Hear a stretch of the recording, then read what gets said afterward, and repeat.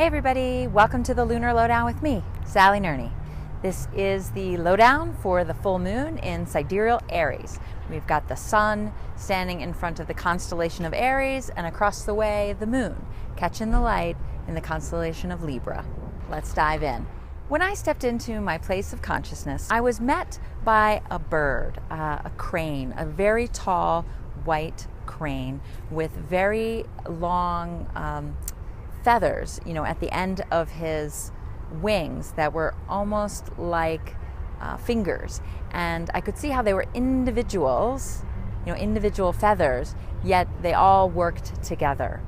He was white like the moonlight, but his legs were bright orange like the sun. And when I came out today to find the place to film, look what met me. A beautiful feather. And indeed, not just one, but two. This is really the message that Libra is bringing us around its ability to partner with the intense primal forces that live behind Aries. So let's tuck this away.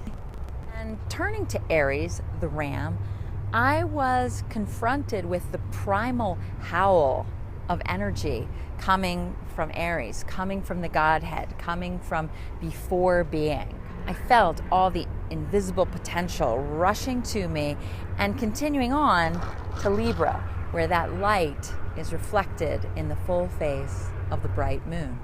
And this is where Libra comes into play.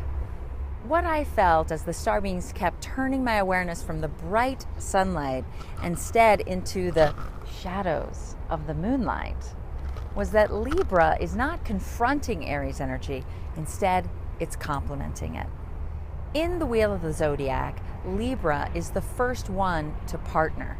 It's the seventh zodiacal sign coming from that beginning Aries point. It's the first one that steps up and says, okay, I'll partner. Libra meets the overwhelmingly direct and fierce energy of Aries with partnership, loyalty, and dynamic agility.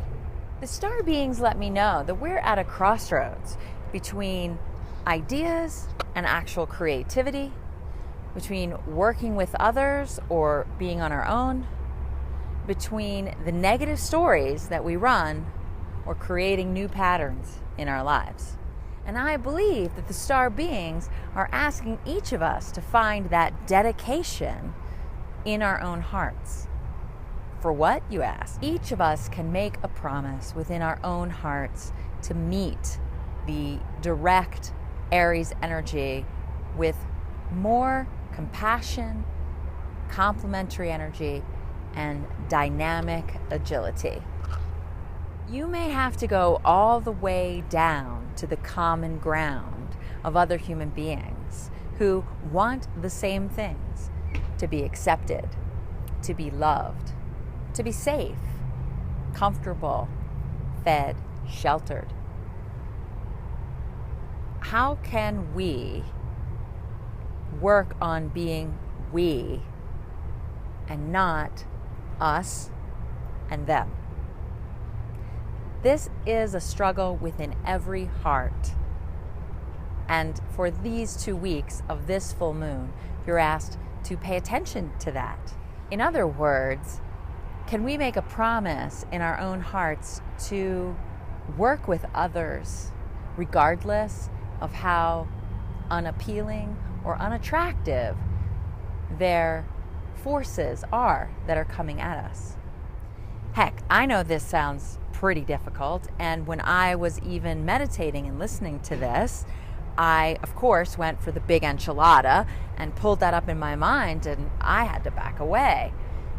Maybe don't go for the biggest thing you can find that you feel opposed to.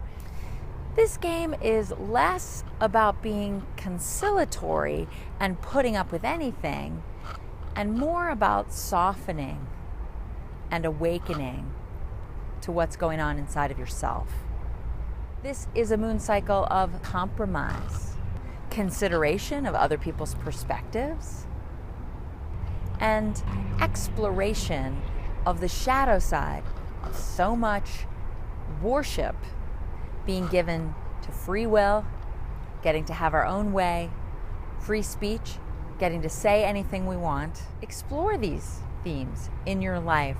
And where could you maybe return to the adage, if you don't have something nice to say, maybe don't say anything at all? When did that fall out of fashion? I think this is an opportunity to see our own internal spaces where we're too bossy, where we're too individualized. To see the hypocrisy that we are living in, not to shame us or bring us down into self-doubt, which just wastes time, but to grow our compassion, starting with the self and then applying it outward.